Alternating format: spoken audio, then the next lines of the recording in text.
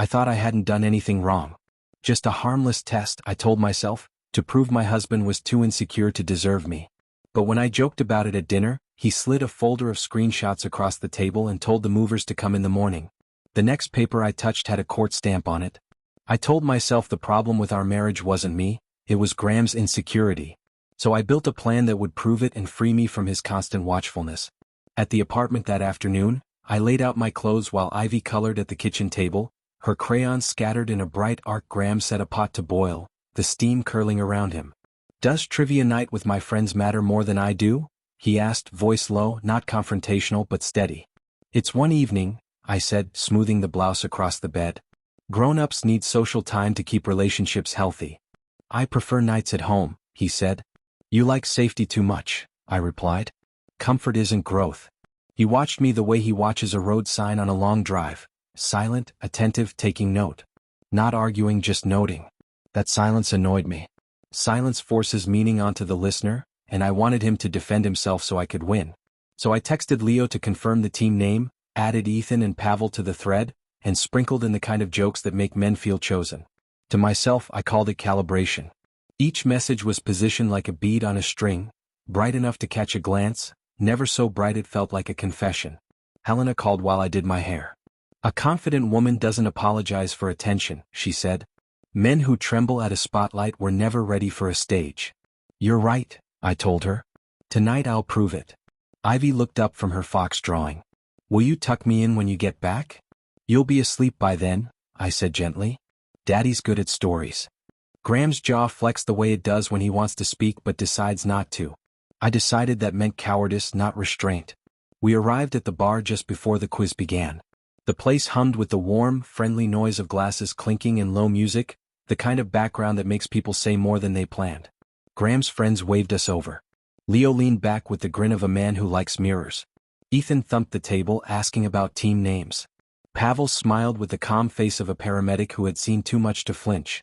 I took my seat and let the room look at me first. When the host explained the rules, I tossed out a comment. Some people measure up better at trivia than at other rankings, just to see whose eyes lifted. Leo's did. Ethan's did. Graham's went to the scoreboard. Round 1 moved quickly, geography, film dates. I played well. Competence supports the stage lights. Between questions, I slipped in small curved hints like ribbons. "I've been studying metrics lately," I said lightly. "Some categories matter more than others. Some tests reveal character faster than conversation." It sounded like trivia theory if you weren't listening closely. But everyone was listening closely. Helena texted me a thumbs up when I posted a boomerang of the table captioned about rankings. I deleted it a minute later. Vanishing posts are more interesting than steady ones. Graham leaned toward me. "Do you plan to keep the night simple?" "Relax," I told him. "Let me run the vibe." The second round started with a lightning segment on measurements. I laughed too loudly on purpose. The world is obsessed with size because it fears precision. Ethan snorted, then looked guilty and buried himself in his phone. Leo asked, almost sidelong, "Aren't some tests best done privately?" "Scientists need samples," I said. "Otherwise they're guessing." Graham wrote down an answer about the Rhine and slid the paper forward, not meeting my eyes. I decided that meant he knew he'd lose. During the break, I moved through the room like a hostess, fingers resting just a second too long on shoulders, each question landing like a coin in a jar. "Confident tonight," I told Leo. "You surprise me in good ways," I said to Ethan. "I admire steadiness under pressure," I added to Pavel. Each compliment was a key I tried in a lock. Graham returned with waters for the table, checking the time. "Should we head out after the next round? Ivy has school in the morning." "You're using our daughter as a leash," I snapped. "Friendships feed the family you claim to love." He said evenly, "I won't argue near the darts board." "Your refusal to argue proves my point," I shot back. Back at the table, I created a small group chat. I titled it Quality Control, added Leo, Ethan, and Pavel, and sent a winking line about advanced testing after championship rounds. The message had two purposes: to measure which man moved first, and to watch Graham choose whether to look away. He didn't look away. His eyes fell to my phone when the screen lit at the table's edge. I let him see the title because I wanted the seed to sprout. Leo replied with a flexing emoji. Ethan sent a half-finished voice note, then deleted it. Pavel left the chat. Useful data, I told myself. The final round ended with us a point behind first. I congratulated the winners loudly, teased that some spreads mattered more than others. The crowd laughed easily, grateful for permission. Graham thanked the host and collected our coats. Outside, the air had that clean end-of-shift clarity, our sidewalk a thin bridge over water I couldn't see. "Did you enjoy yourself?" he asked. "I felt energized by transparency," I said. "People become more honest when I lead." He nodded in a way that told me he had made a decision. At home, Ivy was asleep, curled around her stuffed fox. I kissed the top of her head for the camera in my mind, then set my phone on the counter while I removed my earrings. A notification pulsed from the quality control thread, bright as a siren. "Can I borrow your phone?" Graham asked. "I need to set an alarm for an early delivery." I said he could because I had already won. He held it for a moment that felt slightly longer than an alarm requires, then set it down face first on the counter. "Would you grab Ivy's water bottle from the hallway?" he asked. "Sure," I said because I wanted to prove how casual this all was. When I returned, he was rinsing a glass, his gaze fixed on nothing, the water running steady as though it had somewhere else to be. I decided the night had proven what I needed it to prove. Tomorrow would be about consolidation. What I did not see because I did not think to look, was the way he had lifted my phone to catch the glow of the lock screen, framing the chat name carefully in the camera of his own device, sending the image to an email account I never bothered to check. The morning after trivia night, I woke convinced I had demonstrated my brilliance.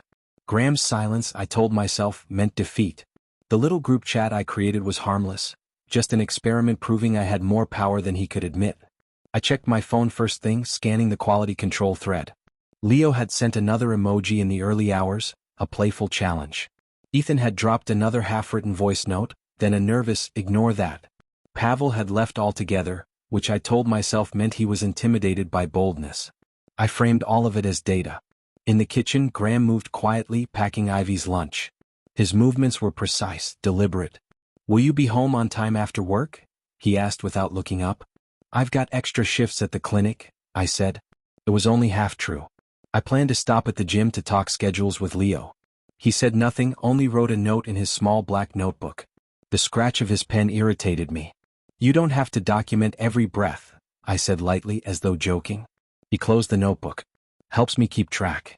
I pretended not to notice, but something about the precision of his movements unsettled me. At the dental clinic, gossip was already circling. Marta from HR pulled me aside in the break room. "Amelia, some personal matters are spilling into professional spaces," she said. "People misinterpret playful banter." I laughed. "Men hear confidence and think it's scandal." "The clinic values professionalism," she reminded me, her voice even. "Be careful." I left annoyed, deciding the problem wasn't me but people unable to handle confidence. Helena called during lunch. "Don't let anyone shame you," she said. "Men get insecure when they can't control the narrative." "You're right," I said. Her words steadied me. "If he can't handle it, that's his fragility, not mine." That evening, I went to Leo's gym, the excuse being a new workout routine. He welcomed me into his office. I sat with the door half closed, deliberately letting boundaries blur. "You made quite an impression at trivia," he said, smirking. "Did I?" I smiled, leaning into the attention. "Bold," he said, "not everyone can play like that." "Strategy, not betrayal," I said almost to myself. Graham texted while I was there, asking when I'd be home. I typed back quickly, paperwork piled up at the clinic. I deleted the gym's address from my ride receipt, but I knew he sometimes checked bank transactions. Still, I believed I could explain anything as networking or stress relief. Later that night, Ethan slipped with a careless message. An accidental voice note in the group chat, half a joke about my little ranking game, before cutting himself off. He deleted it quickly, then sent a frantic "Sorry, ignore that." Graham saw the notification flash across my phone. "He's drunk," I said quickly. "They're just joking. You're inventing meaning because you're jealous." He didn't argue. He quietly lifted Ivy's school bag, set it by the door. His calmness grated. Anger I could twist into apology. Silence made me feel exposed. The next day, I spun stories to cover gaps. At dinner, I said, "I've been coaching your friends on planning your birthday surprise. That's why I've been messaging them." He raised an eyebrow. "That's so?" "Of course," I said. "Do you really think I'd waste my time otherwise?" He said nothing, only chewed slowly as though the silence itself was his answer. To Helena, I complained that Graham was letting his mother poison him. She's turning him against me, I said. Stay firm, Helena told me. Men test women constantly. It's only fair you turn the tables. I agreed, convincing myself my version of events mattered more than evidence. Still, small changes unsettled me. Graham carried his phone differently, always locked, always face down. He began collecting receipts from the grocery store, sliding them into neat envelopes. He wrote in a ledger I'd never seen before, closing it whenever I entered the room. Once, when he showered, I peeked into his briefcase and saw printed pages clipped together, but I didn't dare pull them out. My chest tightened with suspicion. I told myself it was bills, maybe work files. But Ivy's offhand remark echoed in my head. Daddy keeps papers in his bag now. By the weekend, the quality control chat had gone quiet. Leo sent fewer emojis. Ethan blocked me. Pavel sent Graham a private apology. Lucas mentioned it casually, not knowing what it meant to me. They always fold under pressure, I told myself. They'll come back if I want them to. To reassert control, I made a public post. Women running their own experiments. A hint at strength. Helena commented with applause emojis. Graham saw it. He didn't say a word. He took a photo of the post on his phone before I deleted it. That night, while folding laundry, I asked him, "Do you trust me?" He said, "Trust is measured in consistency, not words." "You're too fragile to handle a confident wife," I snapped. He didn't shout. He didn't accuse. He only looked at me with those steady eyes and said, "Ivy needs stability more than experiments." Then he walked out, leaving me with shirts half folded and a chill running through me. For the first time, I wondered if his silence was not weakness but preparation. The weekend barbecue at Leo's backyard was supposed to be my stage. The moment I would prove I was untouchable, that Graham's silence was nothing more than proof of weakness. I dressed carefully, nothing too formal, just enough to draw eyes. I told myself confidence mattered more than loyalty. People admired boldness, even when they whispered against it. Graham drove us there with Ivy in the back seat, humming to herself, her stuffed fox in her lap. He said nothing on the ride. Not about the group chat, not about the gossip at the clinic, not about the tension that sat heavy between us. His silence pressed in like a wall, leaving me with no argument to twist, no words to claim as weapons. I stared out the window, furious that he wouldn't take the bait, that he wouldn't give me anything to work with. When we arrived, Leo greeted me with his broad grin, pulling me into the glow of his easy charm. Ethan lingered by the grill, avoiding my eyes, his hands busy with the tongs. Pavel gave me a polite nod but nothing more. I laughed louder than I needed to, throwing myself into conversation. I teased Leo about his questionable measurements, joked about Ethan's trivia skills, nudged Graham deliberately in front of the others as if daring him to react. He didn't. He stood by the cooler, pouring lemonade for Ivy, speaking quietly to her, keeping himself apart from the performance I was building. I decided then that his restraint only made him look smaller, weaker, like a man incapable of defending himself. As the sun dipped lower, people gathered around the projector screen Leo had set up for trivia. I clapped my hands together, seizing the moment. "Let's make this fun," I suggested brightly. "Playful categories, a little adult humor. Come on, we all need a laugh." I steered the questions with practiced ease, pushing them toward comparisons, hinting at size and performance without ever naming names. The crowd gave scattered laughs, but I saw the ripple of unease. Ethan coughed into his drink. Pavel busied himself with his phone. Even Leo's grin faltered at one point, the corners of his mouth tightening as though he wasn't sure if he should laugh or leave. Still, I pressed harder. "Confidence means being able to laugh even when the subject is close to home," I said, tilting my head toward Graham. But of course he's too cautious to play along. Thin laughter followed, strained and brittle. I told myself it was enough. Helena raised her phone, filming, clapping for me as if I were on a stage. She mouthed that I was brave. Her approval flooded me with adrenaline. But when I looked across the yard, Ine's face stopped me cold. She stood stiff, her eyes hard, her jaw tight as stone. She bent low to whisper something to Graham, then took Ivy's hand without another word and led her inside. A chill pricked the back of my neck. My mother-in-law had always judged me, always searched for cracks to expose. I told myself her disapproval was bitterness, that her stare was nothing more than proof of my strength. Still, the sight of Ivy's small hand slipping into hers unsettled me more than I wanted to admit. When the trivia ended, Graham stepped forward quietly with a glass in his hand. He raised it for a toast. His words were simple, calm. "Thank you all for coming," he said. His voice was steady, unshaken. It was time for clarity. No bitterness, no shouting, just clarity. The room hushed, uncertain. I laughed too loudly. Finally stepping into the game, I said, trying to turn his words into part of the show. But he didn't joke. He didn't add to the laughter. He set down his glass and walked inside the house, leaving everyone in awkward silence. I followed minutes later, hungry for the confrontation I could twist into victory. Instead, I found him in the corner of the living room with Pavel. Their voices were low, serious. Pavel looked uneasy, nodding slowly, while Graham held a folder on his lap, one hand resting on top of it as though it mattered more than I could know.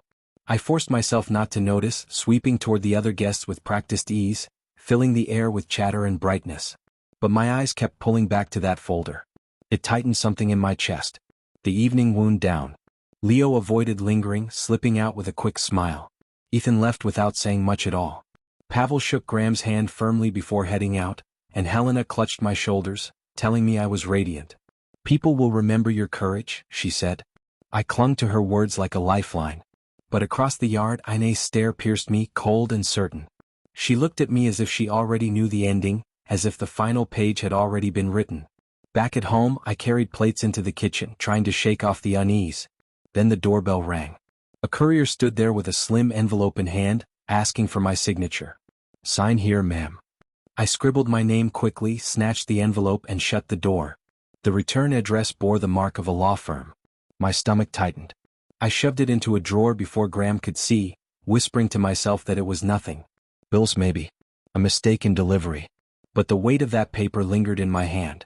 Heavy, undeniable. Later, as Graham tucked Ivy into bed, I lingered in the hallway. "Daddy, will you always be the one taking me to school?" Ivy asked softly. His voice was gentle, steady. "Yes. Every morning, no matter what happens." I froze. His words sounded less like comfort and more like a declaration. When he returned to the living room, I launched at him. "You're sulking," I accused. "Letting your mother turn you against me. Failing to defend yourself like a real man." He didn't bite. He listened silently, then set his briefcase on the table. He didn't open it, just rested his hand on top. The gesture made my skin prickle. His calmness was unbearable. I told myself silence was weakness, that I could still twist it to my favor. But in the pit of my stomach, fear uncoiled. His silence was not surrender. It was strategy. That night I lay awake long after he went to bed, replaying every moment. The toast, the folder, the courier, the promise to Ivy. For the first time, certainty slipped from me. The story was no longer mine alone. Page by page, it was sliding into his hands. The days after the barbecue thickened with tension. I tried to mask it with laughter, with bravado, but whispers followed me at the clinic. Marta from HR summoned me again. "There have been complaints," she said crisply, "about unprofessional behavior tied to social media posts." I laughed, brushing it off. People are jealous of confidence. Strong women always attract gossip. Her eyes hardened. "This is a workplace, not a stage." Her tone carried a finality I didn't like. I walked out seething, telling myself rules mattered less than narrative. I crafted a post about women running their own experiments, about daring and freedom. Then I deleted it quickly. Disappearing posts always felt more powerful. But I knew Graham had seen it. He photographed everything now, collecting artifacts like evidence for a case only he knew how to argue. When I got home that evening, Helena was already in the kitchen, sipping tea, her smile fixed. "Don't let Graham scare you with his silence," she said. "Men who can't handle boldness are always doomed to collapse." I clung to her words because they framed me as strong. But Inez's voicemail waited on my phone, cold and clipped. "Stop humiliating my son. Remember, children notice more than you think." Her voice echoed in my ear, harder to silence than Helena's comfort. I deleted the voicemail without playing it to Helena because I didn't want her smirk about mothers-in-law being bitter. Still, Inez's words echoed in my mind, heavy, sharp. That night, Graham moved around the apartment with deliberate care. He checked Ivy's homework, packed her school bag, then opened his briefcase and began filing papers with that maddening calm. I snapped, my voice breaking the quiet. "Your obsession with those documents is unnatural. You think silence makes you strong, but it's just manipulation. You're trying to make me doubt myself." He closed the folder gently and said almost too softly, "Ivy needs stability. Nothing more." That calm tone. It unnerved me, sent a chill under my skin, but I forced myself to brush it aside. Just another trick, I told myself. Another way to make me second-guess my strength. 2 days later, Lucas asked me to meet him at a cafe. He said he wanted to understand both sides before the family fractured completely. I saw it as an opening, a chance to win him back, to prove Graham was the one unraveling everything. Over steaming cups of coffee, I launched into my story. You don't see what I live with, Lucas? He's cold, distant. He refuses to be open, refuses to let go of his mother's grip. I've begged him to show courage, to stand beside me, but he hides behind silence. I'm left to carry everything. I leaned in, lowering my voice. I just want transparency. Honesty. Isn't that what families deserve? Lucas didn't interrupt. He just listened, his brow tightening with each word. When I finished, I expected comfort, an ally's nod. Instead, he sighed. Stability matters more than experiments, he said quietly. Graham is protecting Ivy. You need to prepare yourself for consequences. His words hit harder than I wanted them to. I tried to laugh it off, forcing brightness into my voice. Brothers always stand together. But Lucas didn't laugh. He didn't even smile. His eyes stayed steady, unblinking, and for the first time I felt it, Graham wasn't standing alone. By the end of the week, the group chat had gone silent. Leo stopped replying altogether. Ethan blocked me without a word. Pavel sent Graham a message I wasn't meant to see, one Lucas later mentioned in passing. Pavel had apologized privately, said he regretted his part in the mess. My power, once sharp, now slipped through my fingers like smoke. Desperate to reclaim control, I planned a dinner. I told Helena it would clear the air, that it would prove Graham was the one breaking the family.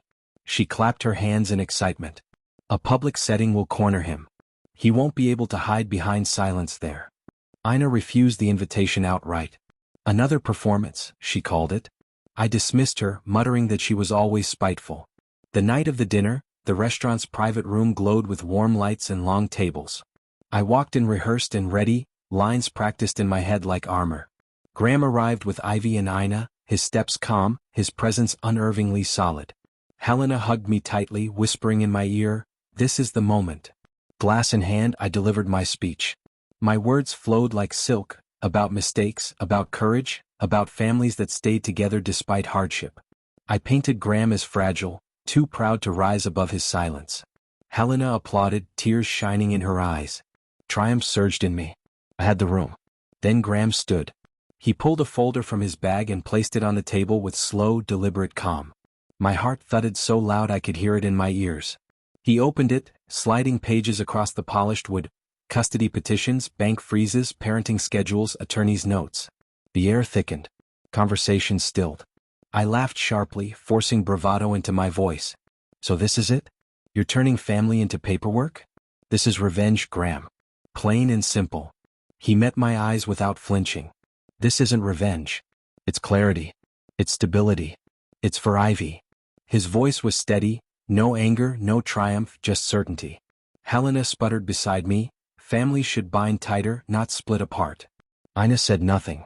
She only sat there, her face unreadable but deeply satisfied.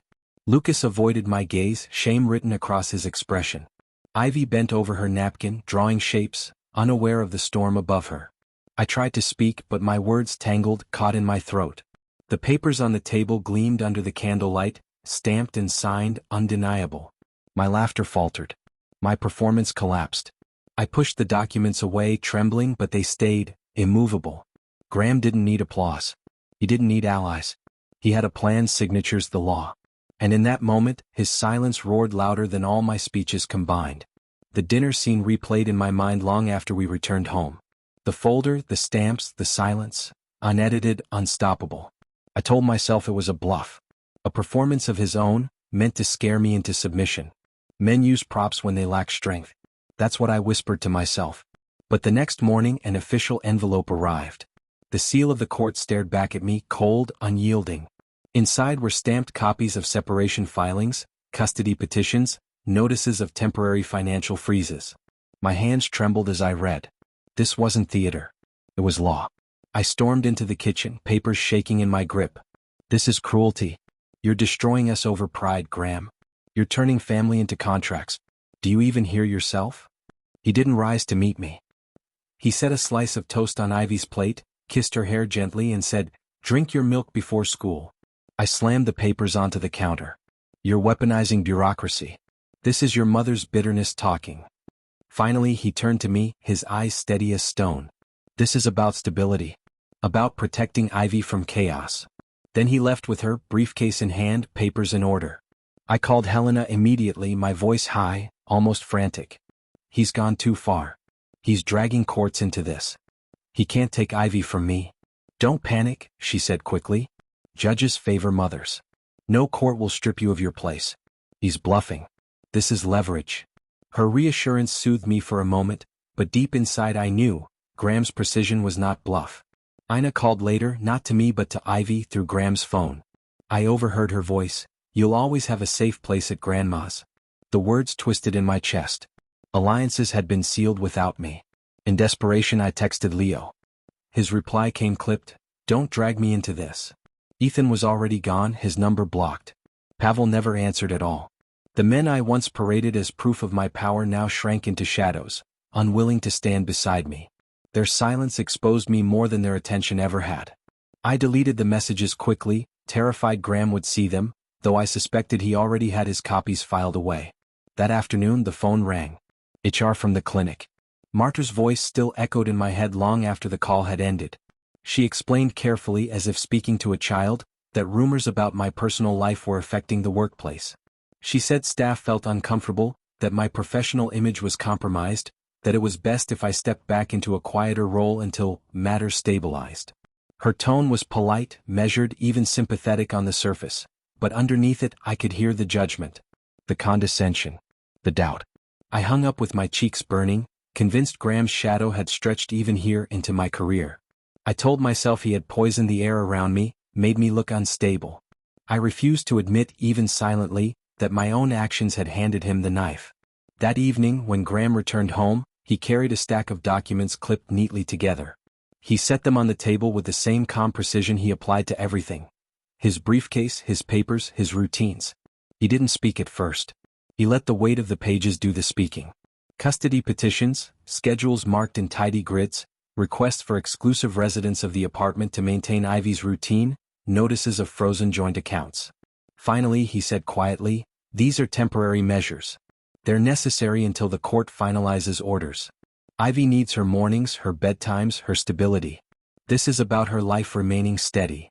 His tone carried no anger, no triumph, only certainty. I snapped, my voice rising to fill the silence. You're erasing me.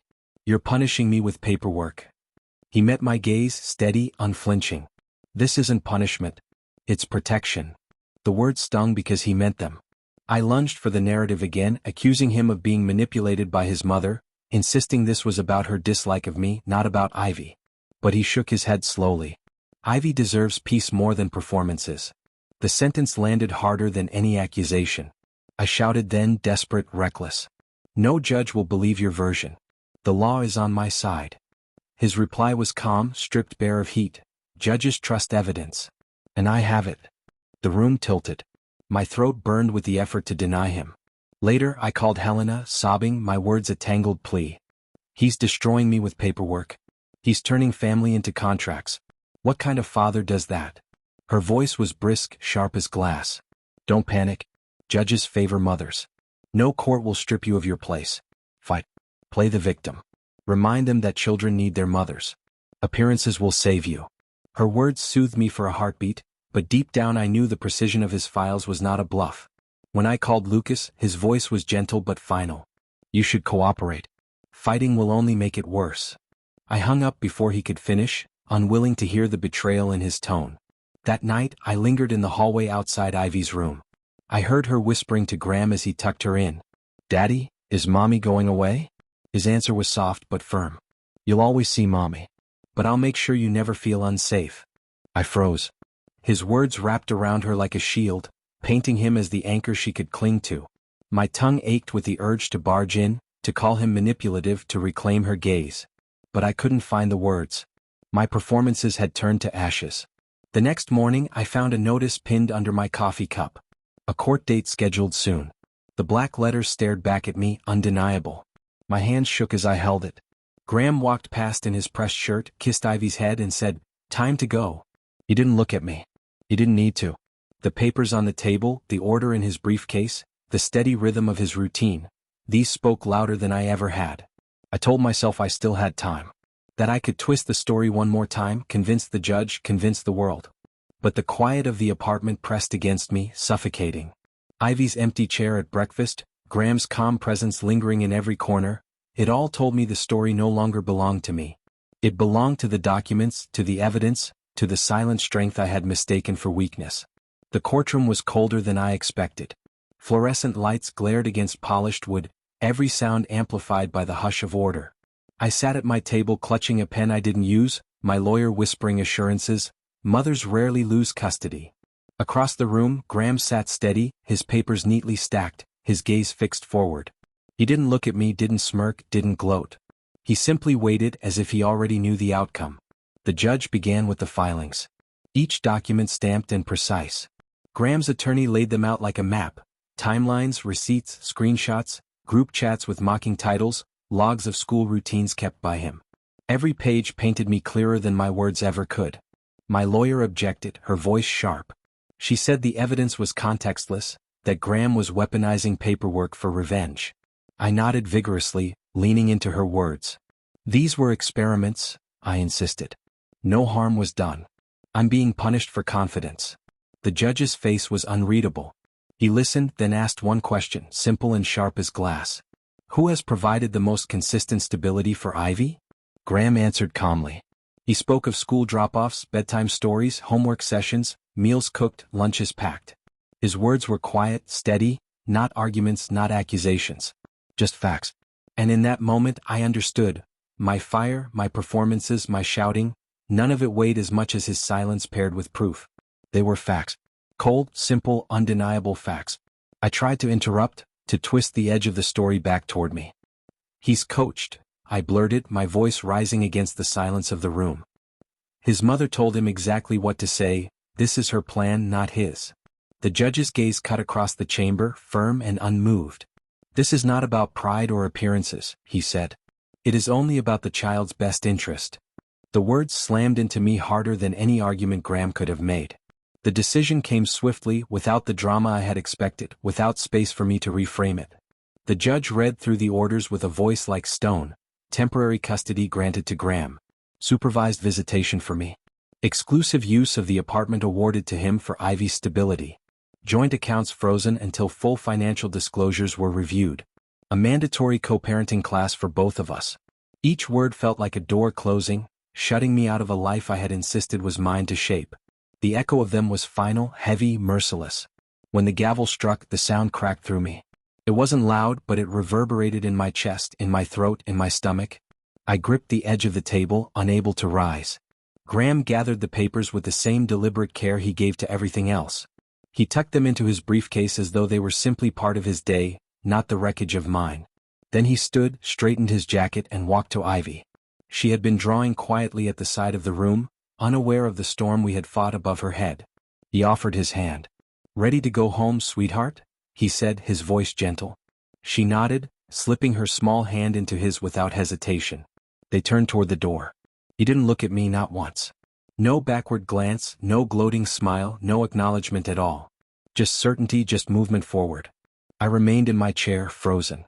The story I thought I controlled, my stage, my lines, my performance, was no longer mine. It had been bound by stamps and signatures, sealed by a gavel strike. The judgment was final. The performance was over. Love this story? Like, share, and subscribe for more epic audio adventures. Stay curious and keep listening.